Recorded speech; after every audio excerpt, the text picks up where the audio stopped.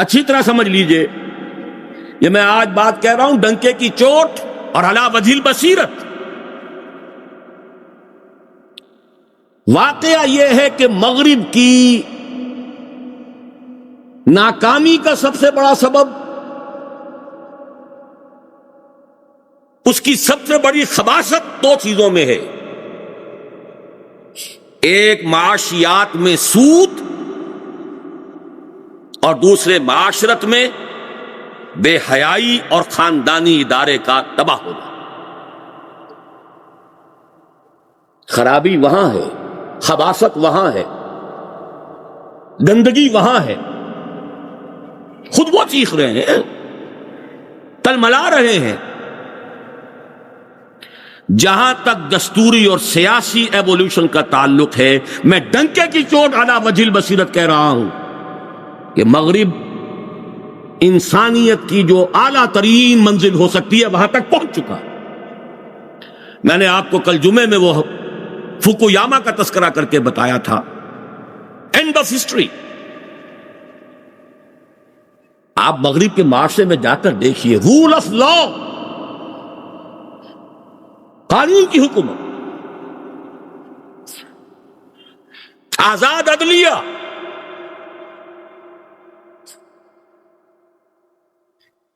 انسان کی جان اور مال اور عزت و حرمت،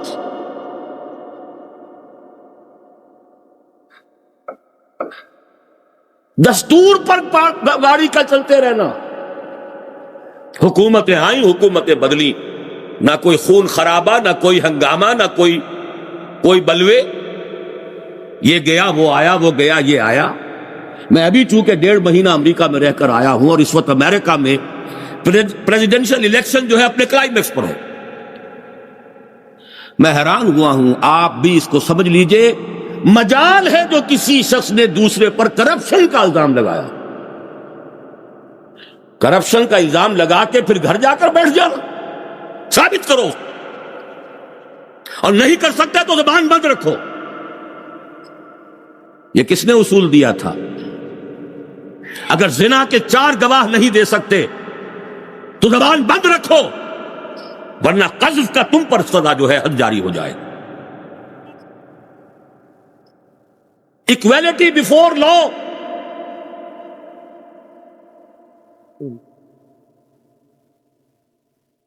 قانونی اور دستوری سطح پر مساوات انسانی کی معراج آج امریکی معاشرہ ہے۔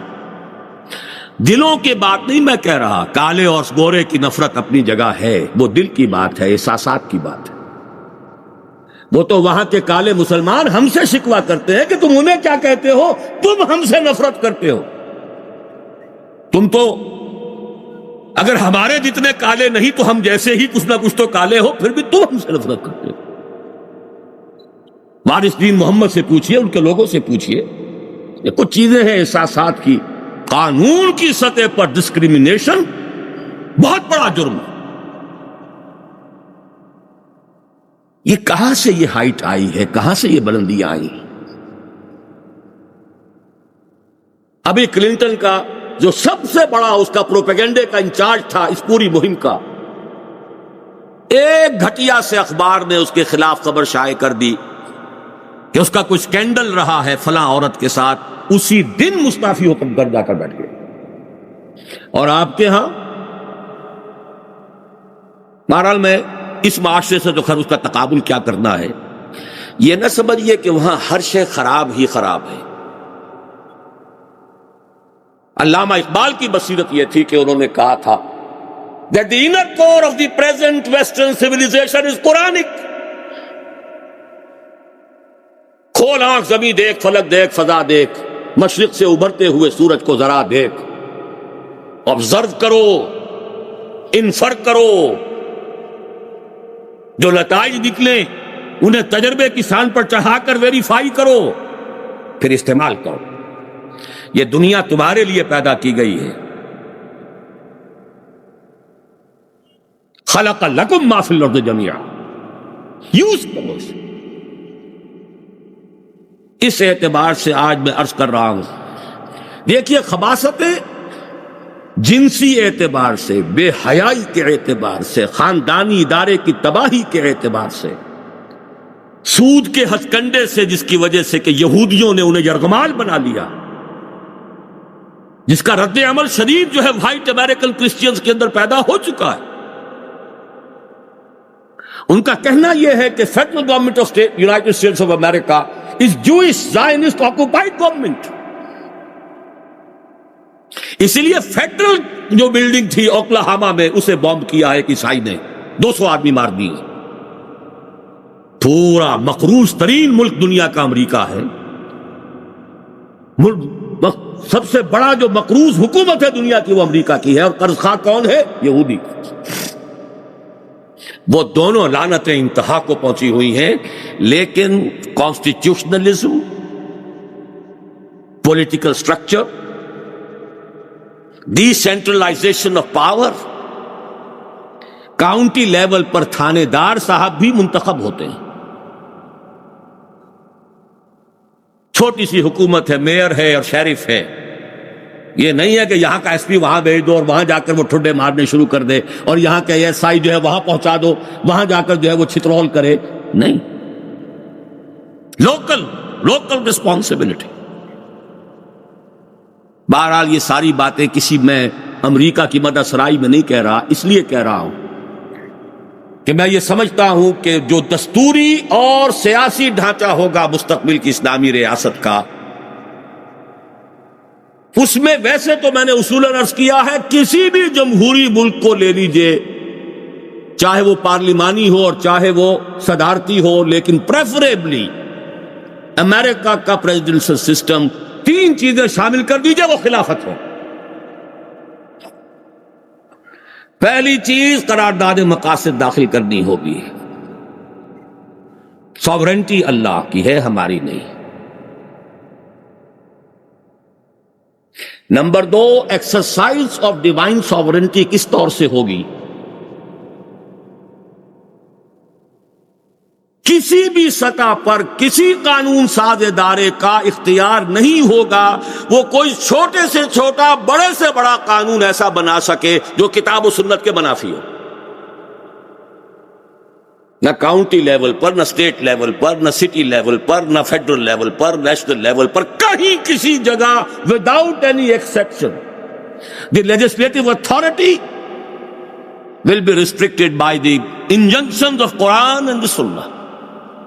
آسان باتیں نہیں ہیں بھائی، ایسا ہی ہے نا، بڑے سے بڑا کافر ابھی کہے لا الہ الا اللہ محمد رسول اللہ، مسلمان ہو جائے گا کہ نہیں؟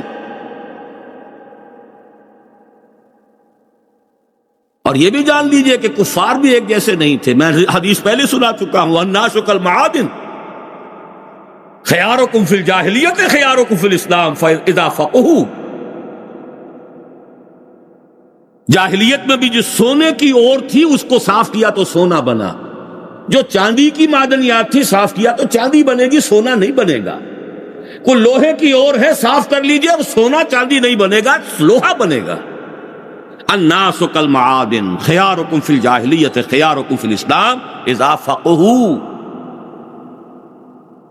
تو واقعہ یہ ہے۔ اور تیسری شے، اسلامی ریاست میں 2 سطحوں پر غیر مسلموں کو ایسوسیٹ نہیں کیا جا سکتا۔ لیجسلیٹو پروسیس میں شریک نہیں کیا جا سکتا، قانون سازی کا منبع قرآن اور حدیث، جو نہ قرآن کو مانے نہ حدیث کو، ان کو اس میں شریک نہیں کیا جا سکتا۔ ہم پر جو تانا چاہیں چست کر لیں، کہہ دیں کہ ہم نے انہیں سیکنڈری سٹیزن بنا دیا ہے، ٹھیک ہے، کوئی حرج نہیں، لیکن اسلامی ریاست میں، خلافت میں، خلیفہ کے انتخاب اور قانون ساز اداروں کے انتخاب میں نہ کوئی غیر مسلم کھڑا ہوگا نہ کوئی غیر مسلم ووٹ دے گا۔ ہاں، ان کی اپنی باڈیز ہوں، ان کے اپنے ادارے ہوں، وہ اپنے مسائل اور اپنے معاملات اور اپنی مشکلات اس کو پیش کرنے کے لیے، ریپرزنٹیشن کرنے کے لیے ادارے بنائیں، اپنے پرسنل لا کو ایڈمنسٹر کرنے کے لیے کاؤنسل بنائیں، ٹھیک ہے، وہ ہے۔ جان، مال، عزت، آبرو کا تحفظ جیسے مسلمان کو ایسا ہی غیر مسلم، مذہبی آزادی، عبادات کی آبادی، پرسنل لا کی آبادی، آزادی سب ان کو حاصل، باقی ملازمتیں کریں، پروفیشنز کریں، تجارت کریں، سارے مواقع حاصل، لیکن ایک تو لیجسلیٹو پروسیس میں نہیں ہوگا، نہ خلیفہ کے انتخاب میں، نہ کسی قانون ساز ادارے کے انتخاب میں، اور نمبر 2 ریاست کی اعلیٰ ترین جو سطح ہوگی پالیسی میکنگ کی، اس میں کوئی غیر مسلم شریک نہیں کیا جائے گا، اس لیے کہ اسلامی ریاست کی اعلیٰ ترین سطح پر جو پالیسی ہوگی وہ اسلام کو دنیا میں پھیلانا ہوگا، خلافت کی توسیع ہوگی، غیر مسلم اس کو پسند نہیں کر سکتا، اور تکلیف مالا یطاق ہو جائے گا، ہم اس سے ایکسپیکٹ نہیں کرتے، ہم اس پر یہ بوجھ ڈالتے ہی نہیں۔ جب اس نے اسلام کو قبول نہیں کیا اپنے لیے، کیسے پسند کرے گا کہ دوسرے ملک کے اندر اسلام کی حکومت ہو جائے؟ حق و صداقت کے ساتھ بات کہنی چاہیے، کسی منافقت کی ضرورت نہیں ہے، چاہے کہہ دیں کہ صاحب غیر مسلم تو پھر سیکنڈ ریٹ سٹیزن ہو گئے، اوکے وی ایکسپٹ اٹ، صرف یہ 3 چیزیں شامل کر دیجئے، باقی سارا وہ سٹرکچر آپ لے لیجئے۔ انسان مکمل وہی انسان ہوتا ہے اس کے اندر توحید آ گئی ہو، اس کا عمل کتاب و سنت پر آ گیا ہو، وہی مسلمان ہے، وہی آپ کا امام بھی ہو سکتا ہے۔ انسان میں فرق ہے ان 3 چیزوں کی وجہ سے۔ بہرحال اس موضوع پر چونکہ میری کتاب جو ہے خطبات خلافت اب چھپ کر آ گئی ہے، میں نے بڑی تفصیل سے ان تمام مسائل پر گفتگو کی ہے، پھر عرض کر رہا ہوں ساری خباثت مغربی نظام کی اس کے معاشی نظام میں ہے جو بدترین ایکسپلائٹیٹو نظام ہے، اور اس کے سماجی نظام میں ہے کہ جس نے بیڑا غرق کر کے رکھ دیا ہے نوع انسانی کا۔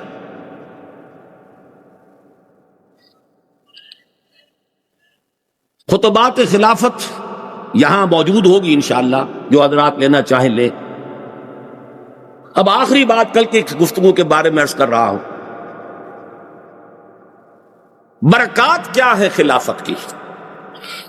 میں نے کل جمعے میں آپ کو حدیث سنائی تھی کہ جب حضور نے فرمایا کہ یہ چوتھا دور بھی ختم ہو جائے گا، ثم تکون خلافۃ علی منہاج النبوہ،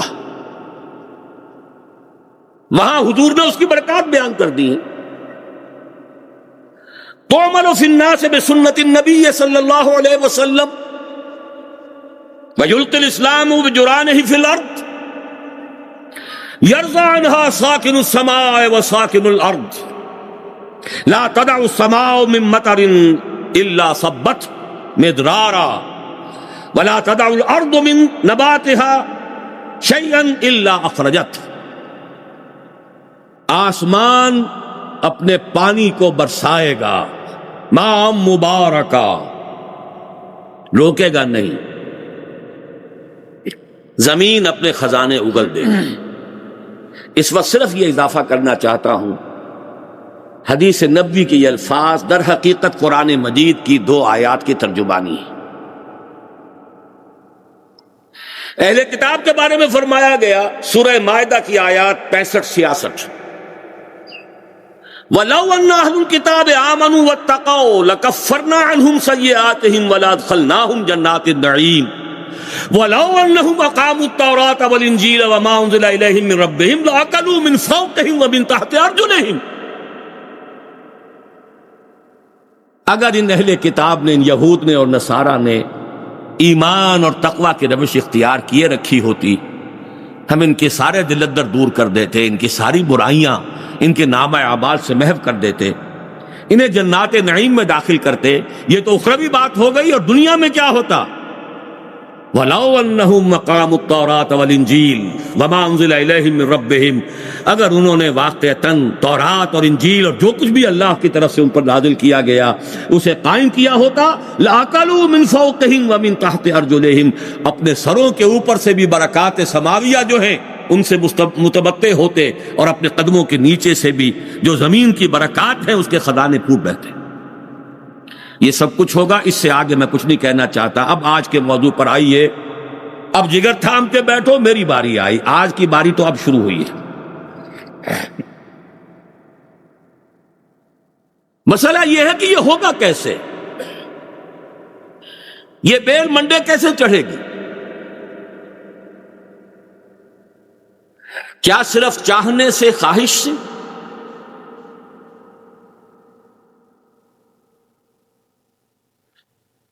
کیا صرف دعاؤں سے؟ کیا صرف ٹھنڈے ٹھنڈے میٹھے میٹھے واز سے؟ کیا صرف تبلیغ سے، تعلیم سے، تدریس سے؟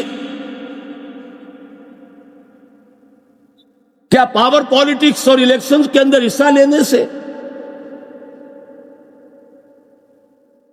اچھی طرح جان لیجئے ان میں سے کسی طریقے سے یہ نظام قائم نہیں ہو سکتا۔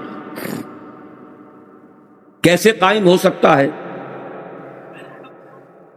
1984 میں نے 10 تقریریں کی مسجد دارالسلام باغ جناح لاہور میں، منہج انقلاب نبوی، لا يصلح آخر هذه الامة الا بما صلح به اولها۔ حضرت ابو بکر کے الفاظ ہیں خطبے میں جب حضرت عمر کو نامزد کیا ہے اپنے جانشین کی حیثیت سے، ان هذا الامر لا يصلح آخره الا بما صلح به اوله۔ منبع اور سرچشمہ سیرت النبی ہوگی صلی اللہ علیہ وسلم۔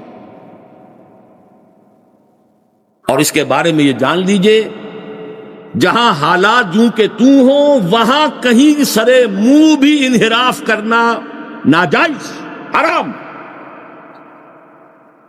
جہاں حالات میں واقعتاً کوئی نوعیت کا فرق واقع ہو چکا ہو، سم ایسنشل چینج، اس کو معین کیجئے کہ یہ تبدیلی ہو چکی ہے، لہذا یہاں یہ اجتہاد کرنا ضروری ہے۔ ایسا نہیں ہے کہ الٹپ اجتہاد کی لاٹھی گھمانی شروع کر دی جائے۔ جہاں مسائل وہ ہوں، معاملات وہ ہوں، صورت مسئلہ نہ بدلی ہو، وہاں اجتہاد سے معنی دارت۔ ہاں جہاں حقیقی ضرورت ہے وہاں اجتہاد نہیں کریں گے تو اپنے پاؤں پر کلہاڑی ماریں گے۔ اگر اسلام اور ہے اور ایمان اور ہے، اور کسی کے اسلام کو اللہ قبول بھی کر رہا ہے بغیر ایمان کے کہ ابھی دل میں داخل نہیں ہوا، تو منطقی طور پر سوال پیدا ہوتا ہے پھر مومن کون ہے؟ اگلی آیت ہے جو میرے نزدیک موسٹ کمپریہنسو ڈیفینیشن ہے ایمان کی۔ مومن کون ہے؟ انما المؤمنون الذین آمنوا باللہ ورسولہ ثم لم یرتابوا۔ واحد مقام ہے قرآن مجید کا جہاں ایمان کے بعد اس لفظ کا اضافہ کیا گیا، اور اسلوبوں میں یہ بات اور جگہ بھی ہو، یا ایھا الذین آمنوا آمنوا باللہ ورسولہ والکتاب الذی نزل علی رسولہ والکتاب الذی انزل من قبل۔ اے ایمان والو ایمان لاؤ۔ یہی بات سورہ صف میں ہے، یا ایھا الذین آمنوا هل ادلکم علی تجارۃ تنجیکم من عذاب الیم تؤمنون باللہ ورسولہ۔ معلوم ہوا کچھ اور ایمان درکار ہے۔ یہ ایمان جو تمہارے پاس ہے یہ کافی نہیں ہے، یہ زبانی اقرار والا ایمان ہے، یہ کلمہ شہادت ہے، یہ موروثی عقیدہ ہے، اس لیے مل گیا ہے کہ ماں باپ مسلمان تھے۔ یہ پونجی لے کر چلو گے جہاد فی سبیل اللہ کے لیے، تم سے بڑا احمق کوئی نہیں۔ پہلے ایمان کی تحصیل کرو۔ یا ایھا الذین آمنوا آمنوا باللہ ورسولہ، اور ایمان وہ جس میں شکوک و شبہات کے کانٹے چبھے نہ رہ گئے ہوں۔ ثم لم یرتابوا، لم کے ساتھ بڑی تاکید ہو جاتی ہے، ہرگز کوئی شک نہ رہے۔ وجاہدوا باموالہم وانفسہم فی سبیل اللہ، اب کریں جہاد وہ اللہ کی راہ میں اپنے جان اور مال کے ساتھ۔ یہ ایمان کہاں ہے؟ وہی دیرینہ بیماری، وہی نامحکمی دل کی، علاج اس کا وہی آب نشاط انگیز ہے ساقی۔ یقین پیدا کرے ناداں، یقین سے ہاتھ آتی ہے وہ درویشی کے جس کے سامنے چکتی ہے فغفوری۔ یہ پونجی قانونی ایمان اور اسلام کی پونجی لے کر جہاد فی سبیل اللہ کے لیے قبر کس لی، آپ سے بڑا احمق کوئی نہیں۔ دنیا کا بھی خسارہ، آخرت کا بھی خسارہ۔ دنیا کا خسارہ یہ کہ کچھ نہ کچھ جان اور مال کھپانا پڑے گا، اور آخرت کا خسارہ یہ کہ زیرو، اس لیے کہ اخلاص تو ہو ہی نہیں سکتا جب تک کہ ایمان نہ ہو۔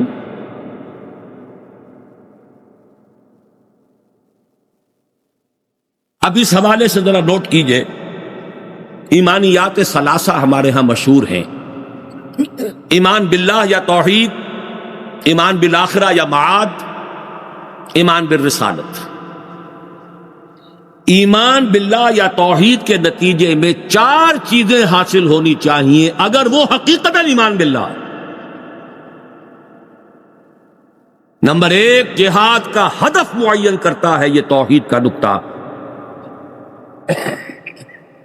خودی کا سر نہا لا الہ الا اللہ ان الحکم الا للہ۔ ہدف جہاد کا یہ ہو لتکون کلمۃ اللہ العلیٰ، اور کوئی شے اس میں شامل نہ ہو۔ اخلاص۔ نمبر دو، تزکیہ۔ اللہ کی راہ میں جان دینا چاہتے ہو، بڑا مبارک ارادہ ہے، پہلے اس جان کو پاک کر لو، ناپاک جان دے کر کیا لوگے؟ ان اللہ طیب لا يقبل الا الطیب۔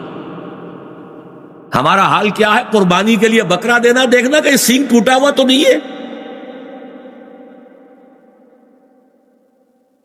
اور اپنی جانیں اللہ کی راہ میں دینے جا رہے ہیں، ساری کثافتیں، ساری خباثتیں،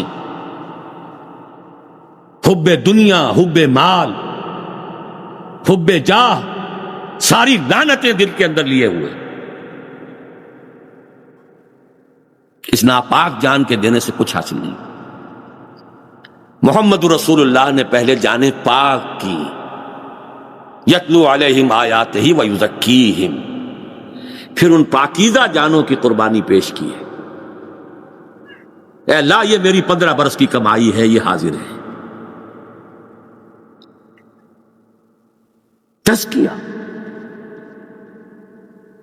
اگر یہ تزکیہ ہوئے بغیر کہیں حکومت مل جائے مسلمان کو،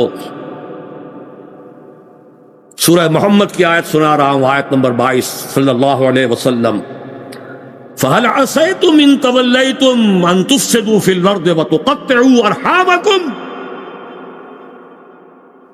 سورہ محمد، سورۃ القتال، غزوہ بدر سے متصلاً قبل نازل ہو رہی ہے۔ اے مسلمانوں، اگر آزمائشوں کی بھٹیوں میں سے گزرے بغیر کہیں حکومت مل گئی تو تم ہی ہوگے جو فساد پیدا کرو گے زمین میں، اپنے رحمی رشتے کاٹو گے، تمہیں بھٹیوں میں سے گزاریں گے۔ وَلَنَبْلُوَنَّكُمْ بِشَيْءٍ مِّنَ الْخَوْفِ وَالْجُوعِ وَنَقْصٍ مِّنَ الْأَمْوَالِ وَالْأَنفُسِ وَالثَّمَرَاتِ، سارا کھوٹ نکال کر باہر کر دیں گے۔ وَلِيُمَحِّصَ مَا فِي قُلُوبِكُمْ، تمہارے دلوں کے اندر جو کچھ ہے پاک کر دیں گے۔ جب تک یہ نہیں ہے، حکومت مل جائے گی تو کیا کرو گے؟ روس چلا گیا تو کیا ہوا؟ پھر کس کی جنگ ہوئی آپس میں؟ لوگ پوچھتے ہیں جو اب مارے جا رہے ہیں وہ کس کھاتے میں؟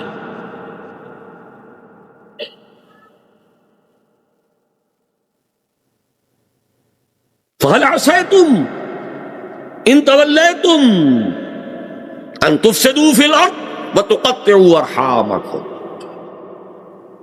جانوں کو پاک کرو، تزکیہ کرو، نیتوں کو پاک کرو، عقائد کو شرک کی ہر آمیزش سے پاک کرو، عمل کو بدعات سے، رسومات سے پاک کرو، معاش کو پاک کرو، معاشرت کو پاک کرو، اس کے بعد آؤ میدان میں۔ ناپاک جانیں لے کر کوئی نتیجہ نہیں نکلے گا۔ نمبر 3، یہی توحید، یہی ایمان باللہ ہے جو مسلمان کے اندر غیرت اور حمیت دینی کی آگ بھر دیتی ہے۔ میرا رب اور اس کی بات پامال، میرا اللہ اور اس کے دین کی دھجیاں بکھیری جا رہی ہوں۔ حضرت ابو بکر نے کیا فرمایا تھا؟ ایبدل الدین وانا حی، میرے ہوتے ہوئے ابھی میں زندہ ہوں اور دین میں کوئی تغیر و تبدل آ جائے گا؟ اگر یہ نہیں ہے تو بے غیرتی، حمیت نام تھا جس کا گئی تیمور کے گھر سے، اور اس بے غیرتی اور بے حمیتی کا عالم جو یہ ہے، جو ہمارے دین میں مقام ہے، اس کو سن لیجئے۔ اوحى اللہ عز وجل الى جبرائیل علیہ الصلوۃ والسلام ان اقلب مدینۃ کذا وکذا باہلھا، اللہ نے وحی کی حضرت جبرائیل کو علیہ الصلوۃ والسلام، فلاں فلاں بستیوں کو الٹ دو، سدوم اور عمورہ کی بستیوں کی طرح عذاب ہلاکت نازل کر دو۔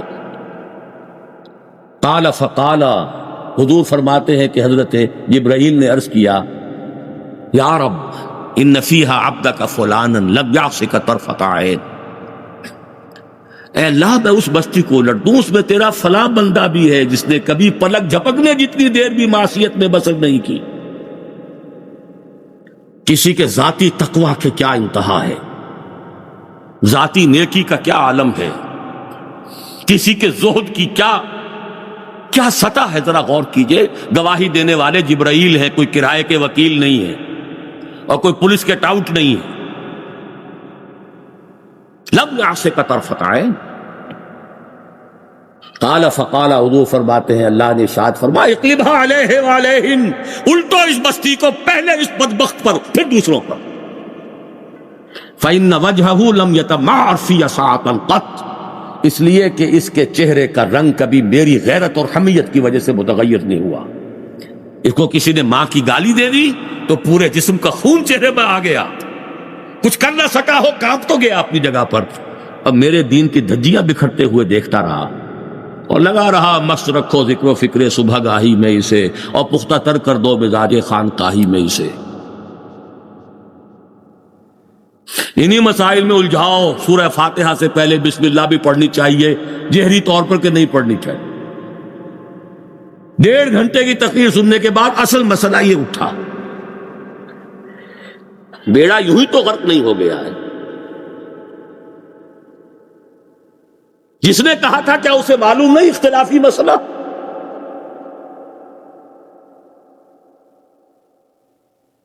الجھا رکھو، ہے یہی بہتر الہیات میں الجھا رہے، یہ کتاب اللہ کی تعویلات میں الجھا رہے۔ چوتھی چیز، اگر یہ ایمان باللہ حقیقی پیدا ہو جائے گا تو توکل صرف اللہ پر، اسباب پر نہیں، وسائل پر نہیں۔ تفویض الامر الی اللہ، وافوض امری الی اللہ ان اللہ بصیر بالعباد، اور راضی برضائے رب۔ اے اللہ میں نے اپنی جان کھپا دی، ابھی تیری مشیت میں نہیں ہے کوئی نتیجہ نکلنا، میں راضی ہوں۔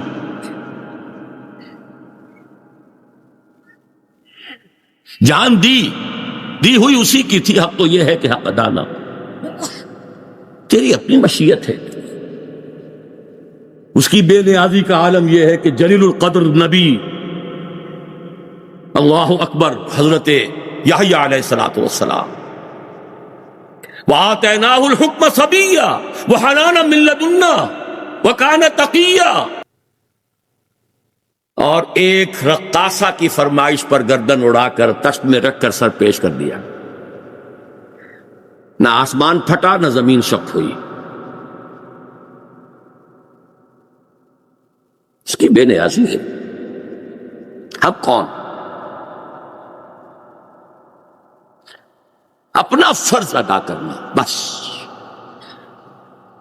توکل اس پر، تفویض الامر اس کو، اور اس کی رضا پر۔ ہم بھی تسلیم کی خو ڈالیں گے، بے نیازی تیری عادت ہی صحیح۔ 4 چیزیں ہوں گی تو یہ جہاد فی سبیل اللہ ہوگا، اور ابھی صرف ایمان باللہ کی بات ہوئی۔ اس کے بغیر کود جاؤ میدان میں، رام بھلی کرے گا۔ سیاسی جو ہے لوگ اپنے حوصلہ مندیوں کا نشانہ بناتے ہیں، ایکسپلائٹ کرتے ہیں، نوجوانوں کو گمراہ کرتے ہیں، اپنی لیڈریاں چمکانے کے لیے۔ جہاد فی سبیل اللہ اس ایمان کے بغیر نہیں ہے۔ نمبر 2 ایمان بالآخرہ، معاد سے جہاد کا کیا تعلق ہے؟ میرا اس وقت موضوع ایمان فی نفسہ ہی نہیں ہے، وہ علیحدہ موضوع ہے۔ جہاد سے کیا تعلق؟ جہاد میں لگے گی جان، جہاد میں کھپے گا مال۔ کیوں کھپاؤں میں؟ پاگل ہوں میں؟ اگر یقین ہے کہ آخرت ہے، اگر یقین ہے کہ اصل زندگی وہی ہے، ان دار الآخرۃ لہی الحیوان، اگر یقین ہے کہ ایک کے کم سے کم 700 ملیں گے، تب میں بے وقوف ہوں اگر نہ لگاؤں۔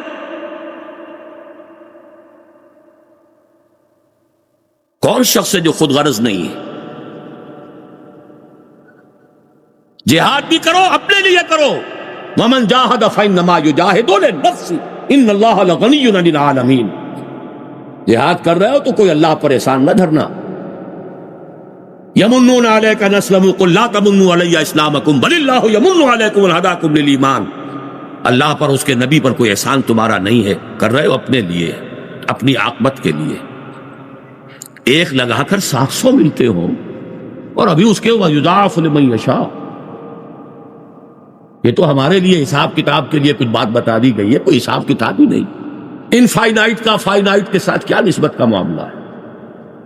کہاں محدود، کہاں لامحدود؟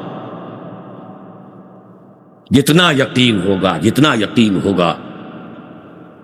بڑی پیاری سی بات کیسے سمجھائی ہے حضرت حضور نے حضرت عائشہ کو رضی اللہ تعالی عنہا۔ بکری ذبح ہوئی، سارا گوشت اور عوام نے، اصحاب صفہ تو در پر بیٹھے ہوئے تھے، تقسیم ہو گیا۔ ایک شانے کا تھوڑا سا گوشت بچا کر رکھ لیا، حضور کو پسند تھا خاص طور پر، جسے ہم دستی کہتے۔ تشریف لائے، پوچھا ما بقی منہا، اس بکری میں سے کیا بچا؟ عرض کیا ما بقی منہا الا کتفہا، نہیں کچھ نہیں بچا حضور، سب اللہ کی راہ میں دے دیا ہے، بس ایک شانہ بچایا ہے۔ فرمایا بقی کلھا الا کتفہا، جو اللہ کی راہ میں دے دی گئی وہ بکری بچ گئی، جو ہم کھا لیں گے وہ کنزیوم ہو جائے، بچت وہ ہے، یہ نہیں۔ زمین و آسمان کا فرق، آخرت کا یقین،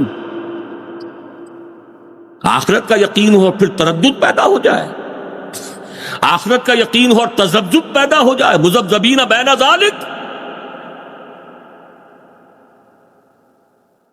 وَمِنَ النَّاسِ مَن يَقُولُ آمَنَّا بِاللَّهِ وَبِالْيَوْمِ الْآخِرِ وَمَا هُم بِمُؤْمِنِينَ۔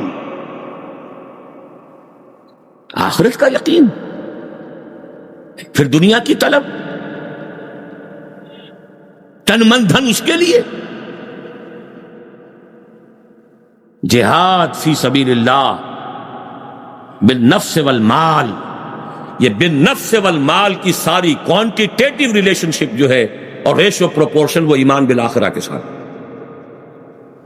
جتنا گہرا ہوگا اتنا ہی انفاق نفس، بذل نفس، انفاق مال بڑھتا چلا جائے۔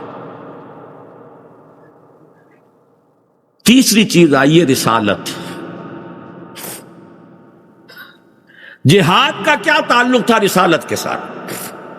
میں نظریاتی بات اس وقت نہیں کر رہا ہوں، میں آج صرف کوئی بھی اصطلاح دوسری نہیں لانا چاہتا۔ لفظ انقلاب بھی آپ نے میری زبان سے آج نہیں سنا ہوگا۔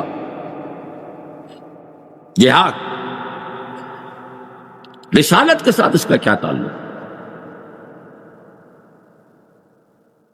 جہاد نہیں ہو سکتا جب تک کہ منظم جماعت نہ ہو، سم وطاعت، سنو اور مانو۔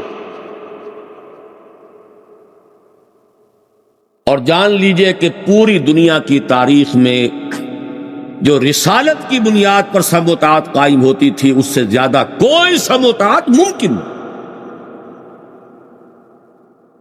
جب مان لیا یہ اللہ کے نبی ہیں، ما ينطق عن الهوى ان هو الا وحی یوحی، اب کوئی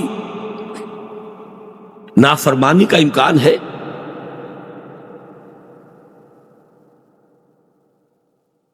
اطاعت، فاسمعوا واطیعوا، سنو اور اطاعت کو۔ البتہ آج میں چاہتا ہوں کہ جو اختصار آج ضروری ہے، اس کی روح سے میں صرف ایک قرآنی اصطلاح کے حوالے سے پورا اس عمل کو بیان کر دینا چاہتا ہوں. اور آج جو بات میں نے شروع میں کہی تھی، میں کوئی جدید اصطلاح استعمال نہیں کرنا چاہتا، وہ میں کر چکا ہوں، حق ادا کر چکا ہوں الحمدللہ، یہ میرا دعویٰ ہے.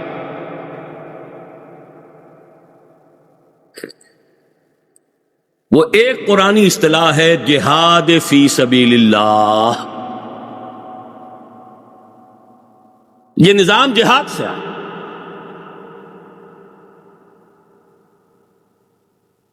یہی وجہ ہے سورہ صف میں نے کل عرض کیا تھا نا کہ 2 آیتیں تو میں یہاں بیان کر رہا ہوں، 2 آیتیں کل بیان کروں گا. جمعے میں نے عرض کر دیا تھا، یریدون لیطفئوا نور اللہ بافواہہم واللہ متم نورہ ولو کرہ الکافرون هو الذی ارسل رسولہ بالہدی ودین الحق لیظہرہ علی الدین کلہ ولو کرہ المشرکون. اس پر تو اب مجھے دوبارہ بات نہیں کرنی. اگلی آیت کیا ہے؟ یا ایھا الذین آمنوا هل ادلکم علی تجارۃ تنجیکم من عذاب علیم تؤمنون باللہ ورسولہ وتجاہدون فی سبیل اللہ باموالکم وانفسکم ذالکم خیر لکم ان کنتم تعلمون. 2 آیت آخری پہلے رکوع کی، 2 آیتیں پہلی دوسرے رکوع کی، 4 کو جمع کر لیجئے. یہ لب لباب ہے. البتہ جہاد کے کچھ لوازم ہیں اور جہاد کے کچھ مراحل ہیں، ان کو تھوڑا سا سمجھنے کی ضرورت ہے.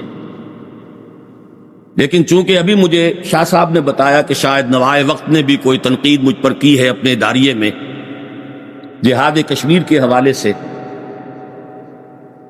میرے کچھ نظریات جہاد افغانستان کے بارے میں بھی رہے ہیں، جہاد کشمیر کے بارے میں بھی ہیں، تو میں آج اس موقع سے فائدہ اٹھانا چاہتا ہوں کہ پوری تفصیل کے ساتھ اپنی بات رکھ دوں. سب سے پہلے تو یہ نوٹ کیجئے کہ ہمارے دین میں جہاد کی اہمیت کیا ہے، بالخصوص آج کے موضوع کے اعتبار سے. اگر دین کا غلبہ چاہتے ہو تو جہاد کرو، ثابت ہو گیا. نہیں کرتے ہو تو جہنم سے چھٹکارا پانے کا خیال بھی تمہاری خام خیالی ہے. سوال کیا ہے؟ یا ایھا الذین آمنوا هل ادلکم علی تجارۃ تنجیکم من عذاب علیم. یہ نہیں کہا کہ اہل ایمان کیا تمہیں وہ کاروبار نہ بتائیں جو جنت کے اعلیٰ ترین درجوں تک پہنچا دے. کہا یہ تنجیکم من عذاب علیم، دردناک عذاب سے چھٹکارا پانا چاہتے ہو تو لازم.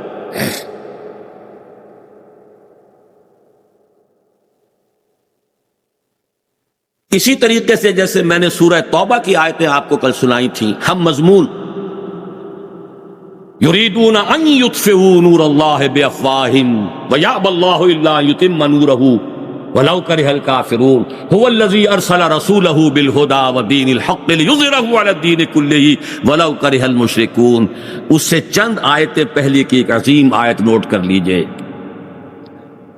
یہاں جہاد کا مثبت حکم اور وہاں جہاد سے اعراض کی سزا.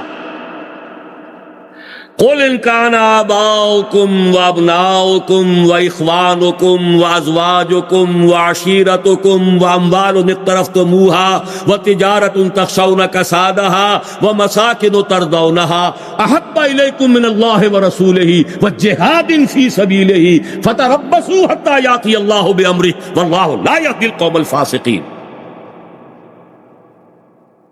ابھی آپ نظم سن چکے ہیں نا، یہ مال و دولت دنیا، یہ رشتہ و پیوند، بتان وہم و گما لا الہ الا اللہ. مال و دولت دنیا اور رشتہ و پیوند. اے نبی ان سے کہہ دیجئے اگر تمہیں اپنے باپ اور اپنے بیٹے اور اپنے بھائی اور اپنی بیویاں یا بیویوں کے لیے شوہر اور اپنے رشتہ دار اور وہ مال جو تم نے بڑی محنت سے جمع کیے ہیں اور وہ تجارت جس کی کساد کا، مندے کا تمہیں اندیشہ رہتا ہے، اور وہ بلڈنگیں جو تمہیں بڑی پسند ہیں، بڑے چاؤ سے بنائی ہیں، اگر یہ 8 چیزیں محبوب تر ہیں اللہ سے اور اس کے رسول سے اور اس کی راہ میں جہاد کرنے سے، جاؤ دفاع ہو جاؤ. فتربصوا، جاؤ انتظار کرو، بیٹھو وہاں، حتی یاتی اللہ بامرہ، یہاں تک کہ اللہ اپنا فیصلہ سنا دے. واللہ لا یہدی القوم الفاسقین، اللہ ایسے ناہنجاروں کو ہدایت نہیں دیتا. کسی اور دلیل کی ضرورت ہے؟ جہاد کا لزوم، لیکن اس جہاد کو ہم نے وہ بدنام کیا ہے، وہ بدنام کیا ہے، وہ بدنام کیا ہے، قرآن کی اور ہمارے دین کی مقدس ترین اصطلاح کو جس طرح رسوا کیا ہے۔ اور اس میں صرف دشمنوں ہی کی کارگزاری نہیں ہے، ہماری اپنی غلطیوں کو دخل۔ 3 غلطیاں نوٹ کر لیجئے جہاد کے بارے میں۔ جہاد کے معنی جنگ، حالانکہ اسی قرآن میں قتال کی اصطلاح بھی موجود ہے، اسی سورہ صف میں موجود ہے، ان اللہ یحب الذین یقاتلون فی سبیلہ صفا کانہم بنیان مرصوص۔ ایک ہی کتاب کی 2 بنیادی اصطلاحات کیا بالکل مترادف ہے؟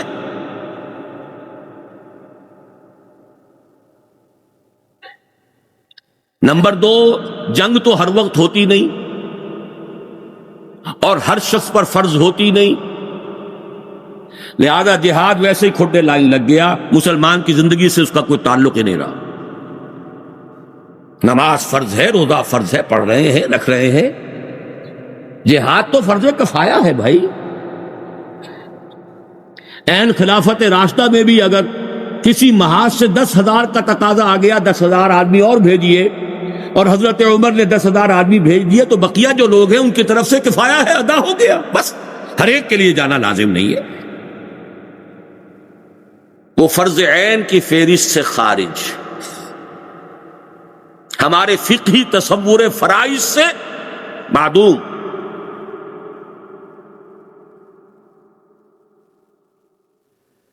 نمبر 3، سب سے زیادہ، last but not the least, مسلمان جب جنگ کرے جہاد فی سبیل اللہ ہے، چاہے بدماش ہو، فاسق ہو، فاجر ہو، اللہ کا باغی ہو، صرف زیادہ بڑے محل بنانے کے لیے وہ جنگ کر رہا ہو، اپنی حکومت کو وسعت دینے کے لیے جنگ کر رہا ہو، وہ جہاد فی سبیل اللہ ہو رہا، اپنی بیویوں کے لیے تاج محل بنانے کے لیے جنگ کر رہا ہو، وہ جہاد فی سبیل اللہ ہو رہا ہے۔ بیڑا غرق کر دیا جہاد کا اس تصور نے۔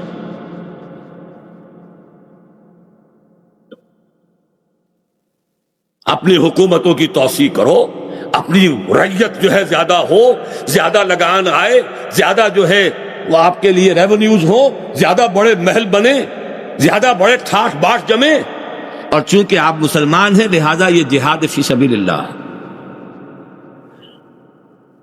کس نے یہ ظلم کیا؟ دوسروں کو کیا دوست دے رہے ہیں؟ کسی اور سے کیا شکوہ ہے کہ باما ہرچے کرد آشنا کرد؟ اب آئیے اصل میں سمجھیے، جہاد ایک ہے لفظ جہاد مطلقاً، جہد سے جہاد یا مجاہدہ باب مفاعلہ، جہد کے معنی کوشش اور مجاہدہ اور جہاد کے معنی کسی مخالفت کے علی الرغم کوشش، قتل سے مقاتلہ یا قتال، جہد سے مجاہدہ یا جہاد۔ اب نوٹ کرتے جائیے، سب سے پہلا جہاد وہ ہے جو ہر لیونگ آرگنزم جس میں بھی کوئی رتی بھر بھئی زندگی ہے وہ جہاد کر رہا ہے، جس کا نام ہے اسٹرگل فار ایگزسٹنس۔ زندہ رہنا کوئی آسان کام ہے؟ کمپٹیشن ہے کہ نہیں؟ اقبال نے یہ لفظ استعمال کیا، جہاد زندگانی، یقی محکم عمل پہ ہم محبت فاتح عالم، جہاد زندگانی میں ہے یہ مردوں کی شمشیریں۔ یہ تو کافر بھی کر رہا ہے، مسلمان بھی کر رہا ہے، چیوٹی بھی کر رہی ہے، مکھی بھی کر رہی ہے، ہر شے جہاد میں ہے۔ پھر ایک جہاد ہے دفاع کا جہاد، اپنی جان، مال، عزت، آبرو کی حفاظت کے لیے جہاد۔ ایک جہاد ہے اپنے حقوق کے حصول کے لیے جہاد، جن میں سب سے بڑا حق حریت۔ یہ جہاد سب کرتے ہیں کہ نہیں کرتے؟ ہندوؤں نے جہاد نہیں کیا تھا؟ انگریزوں کے خلاف پہلا جہاد تو بنگال کے ہندو انقلابیوں نے شروع کیا تھا، اگرچہ اس سے پہلے بہت پہلے فرائضی تحریک شروع کر چکی تھی، لیکن جو ہسٹری ہمیں اس صدی کی معلوم ہے اس میں سب سے پہلے تو ہندو انقلابی تھے، ریڈیکلز۔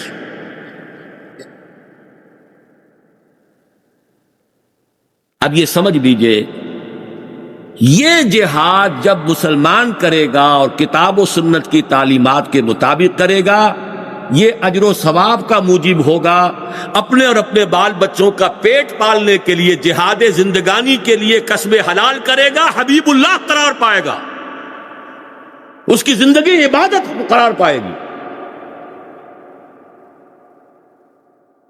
جہاد حریت مسلمان کرتا ہے، اس میں جان دیتا ہے، شہید ہے، کوئی شک نہیں، لیکن اسے جہاد فی سبیل اللہ سے کنفیوز نہ کیجیے۔ ہر چیز کو اپنی جگہ پر رکھیے، وضع الشیء فی غیر محلہ، یہ سب سے بڑا ظلم ہے۔ حضور نے فرمایا من قتل دون مالہ فہو شہید، جو مسلمان اپنے مال کی حفاظت کرتے ہوئے مارا گیا وہ بھی شہید ہے۔ ٹھیک ہے، شہید ہے،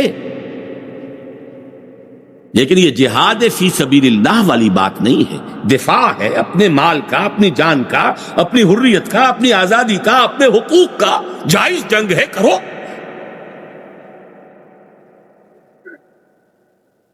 یہ تو ہوا مطلقاً جہاد۔ اب ایک لفظ آتا ہے جہاد فی سبیل، یہ ہے نظریاتی جہاد۔ آپ کا ایک نظریہ ہے، آپ اسے حق سمجھتے ہیں، اسے پھیلانا چاہتے ہیں، جان و مال کھپائیں گے اس میں، یہ جہاد ہو رہا ہے اس نظریے کے لیے۔ آپ ایک نظام کو حق سمجھتے ہیں، اس کو قائم کرنے کی جد و جہد میں جانیں دے رہے ہیں، مال خرچ کر رہے ہیں، محنت کر رہے ہیں، راتوں کو جاگ رہے ہیں، دل میں مشقت کر رہے ہیں، جہاد ہے۔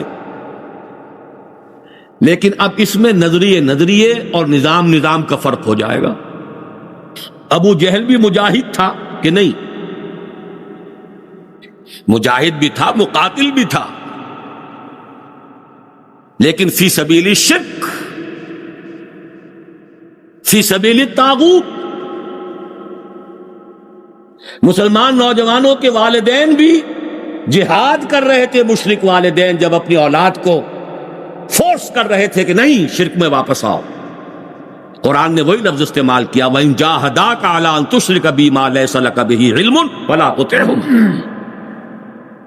اور دوسری جگہ وَإِن جَاهَدَاكَ لِتُشْرِكَ بِي مَا لَيْسَ لَكَ بِهِ عِلْمٌ فَلَا تُطِعْهُمْ۔ وہ بھی سب مجاہد تھے فی سبیل شرک، مجاہد فی سبیل شیطان، مجاہد فی سبیل الکفر، مجاہد فی سبیل الاشتراکیہ، مجاہد فی سبیل الڈیمقراطیہ، ڈیموکریسی کے لیے جہاد کیا، جانے دی لوگوں نے، مجاہد تھے لیکن فی سبیل الڈیمقراطیہ۔ یہاں اب ایڈ کیجئے جہاد فی سبیل اللہ۔ یہ تیسری منزل پر میں نے آپ کو پہنچایا ہے، جب تک اس کا تعین نہیں ہوگا بات واضح نہیں ہوگی، اور یہی میں واضح کرتا چلوں، چاہے وہ افغانستان کا جہاد تھا اور چاہے وہ کشمیر کا جہاد ہے، اور چاہے وہ 50 برس قبل کا جہاد الجزائر تھا، بنیادی طور پر یہ جہاد حریت تھے۔ مجھے آج تک یاد ہے الجزائر میں جہاد ہو رہا تھا 50s میں، علامہ بشیر الابراہیمی بہت بڑے عالم دین الجزائر کے آئے تھے، میں جماعت اسلامی کا منٹگمری جو اب ساہی وال کہلاتا اس کا امیر تھا، ہم نے کمیٹی بنائی تھی، انہوں نے تقریریں کی، ہم نے پیسے جمع کیے، جہاد فی سبیل اللہ۔ اگرچہ ان کے ساتھ ایک کرنل صاحب بھی تھے، وہ داڑھی واگری کے سے بالکل پاک اور مبرہ تھے، ہم نے ان سے صرف نظر کیا، غض بصر کیا، ہم نے تو علامہ بشیر ابراہیمی کو دیکھا، لیکن اس جہاد فی سبیل اللہ کا نتیجہ کیا نکلا؟ ایک سوشلسٹ ریاست وجود میں آ گئی، اور شمالی افریقہ میں شراب کا سب سے بڑا ایکسپورٹر ملک بن گیا الجزائر۔ یہ کیسے ہو گیا؟ کیوں ہو گیا؟ گندم از گندم پہ رویت جو سے جو، جہاد فی سبیل اللہ کے نتیجے میں اشتراکی حکومت. معلوم ہوا some thing was wrong some where. آپ نے لیبل غلط کر دیا تھا. جہاد حریت تھا، ٹھیک ہے، جائز تھا جانے دینا، جنگ کرنا، اپنی آزادی حاصل کرنا، لیکن محض جائز ہونا اور ہے اور اس کو جہاد فی سبیل اللہ کہہ دینا، یہ زمین و آسمان کا فرق ہے. Contradiction in terms. افغانستان میں کیا ہوا؟ یہ جہاد حریت تھا بنیادی طور پر. ٹھیک ہے، جن لوگوں کی نیتیں یہ تھیں کہ وہ اللہ کے دین کا غلبہ چاہتے ہیں، وہ ٹھیک ہے، وہ اپنی نیت سے اجر و ثواب پائیں گے، لیکن جہاد فی سبیل اللہ کی شرائط ہرگز پوری نہیں تھی وہاں پر. ورنہ وہ جہاد فی سبیل اللہ فساد فی سبیل اللہ نہ بنتا، جو تاحال تو بنا ہوا ہے، لیکن خیر کی توقع ہے. ہمیشہ میں نے کہا ہے، کیونکہ بہت سے لوگوں نے بڑے خلوص کے ساتھ جانے دی ہیں. رنگ لائے گی ہنا پتھر پہ گھس جانے کے بعد وہ نتیجہ نکلے گا، لیکن اگر وہ جہاد فی سبیل اللہ ہوتا تو کبھی کے نتیجے نکل چکے ہوتے. یہی معاملہ کشمیر کا جہاد حریت ہے. جو مسلمان یہاں سے جا کے مدد کرتا ہے اس کے لیے اپنی نیت سے اجر و ثواب پائے گا، لیکن جہاد فی سبیل اللہ کا میرے اور آپ کے لیے اولین میدان یہ ارض پاکستان ہے. یہاں اللہ کا دین قائم کرنے کے لیے جد و جہد. اپنے گھر کو چھوڑ کر، اپنے گھر میں دین نہیں، باہر چلے ہیں دین قائم کرنے. یہاں جو کچھ ٹیلی ویژن پر ہو رہا ہے، ابتدا میں کشمیری مجاہدین جب آئے ہیں یہاں پاکستان اور جس درجے بددل ہو کر گئے ہیں، ہم نے تو نہ معلوم کیا سمجھا تھا کہ پاکستان کیا ہوگا. یہاں ہے